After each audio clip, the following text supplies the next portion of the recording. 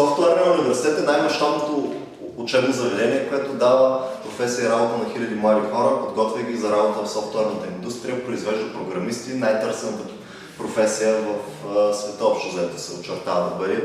Ние сме уникални с това, че имаме практически подход и че хората при нас идват, работят, действат, пишат, научават и след това се свързват директно с фирмите работодатели и влизат в практиката. Ние сме длъжни да подкрепим тая инициатива и тя да достигне до максимален брой хора, млади, най-вече младото поколение, ученици, студенти, хора, които искат да се развиват. Софтуерният университет подкрепя инициативата за eSkills, защото вярваме, че света се дигитализира, защото вярваме, че хората, които не могат да работят с компютър на най-ниското ниво или не могат да ползват съвременни софтуерни системи, интернет приложения, телефонни приложения и подобни, те са на практика неграмотни.